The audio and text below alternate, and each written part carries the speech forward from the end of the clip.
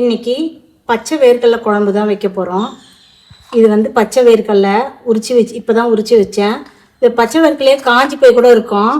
அதை வாங்கினீங்கன்னா நீங்கள் வந்து முதல் நாள் ஊற வச்சுடுங்க. இது இப்போ ஃப்ரெஷ்ஷாக பச்சையாக இருக்கிறனால நான் அப்படியும் டைரெக்டாக எடுத்து சமையல் பண்ணுறேன். கொஞ்சம் காஞ்சதாக இருந்ததுன்னா ஊற வச்சு சமையல் பண்ணிக்கோங்க. வாங்க எப்படி செய்யலான்றதை பார்க்கலாம். சின்ன வெங்காயம் 10 எடுத்துருக்கேன். இதை வதக்கி எடுத்துகிட்டு வந்துடுறேன்.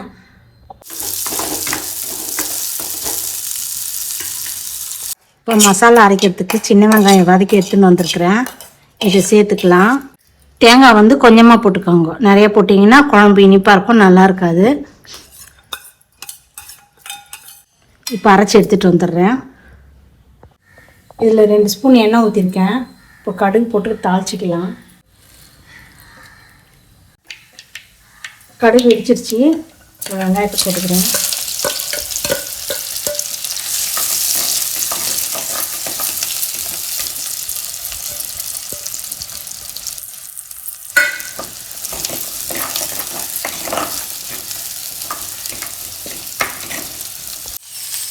பத்து பல் பூண்டு போட்டுக்கிறேன்.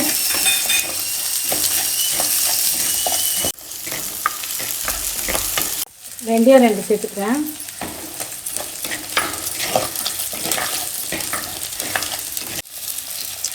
மீடியமான சைஸ் தக்காளி 1 சேர்த்துக்கிறேன்.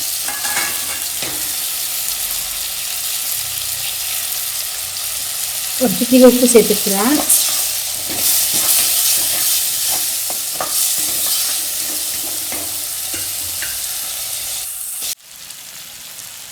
இப்போ 1/4 ஸ்பூன் மஞ்சள் தூள் போடுறேன். மிளகாய் தூள் வந்து உங்கள் காரத்துக்கு ஏற்றாப்பில் போட்டுக்கோங்க. நான் வந்து 4 ஸ்பூன் போடுறேன்.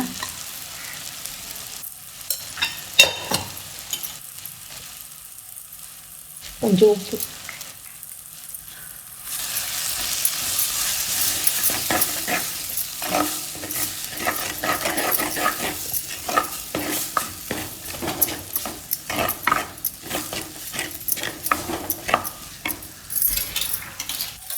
இப்போது வேர்க்கடலை போடுறேன்.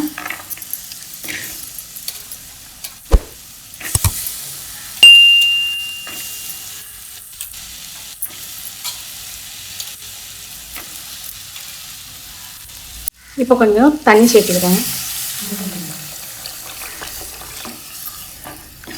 வேர்க்கடலை வேகட்டும்.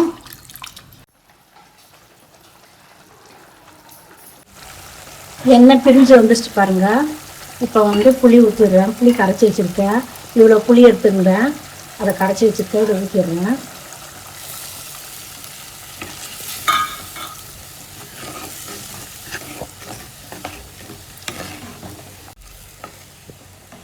இப்போ புளி கொஞ்சம் நேரம் கொதிக்கட்டும்.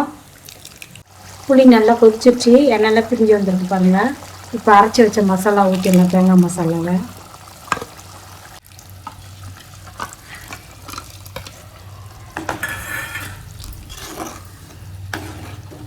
இந்த ஸ்டேஜில் தண்ணி எவ்வளோ வேணுமோ பார்த்து ஊற்றிக்கணும்.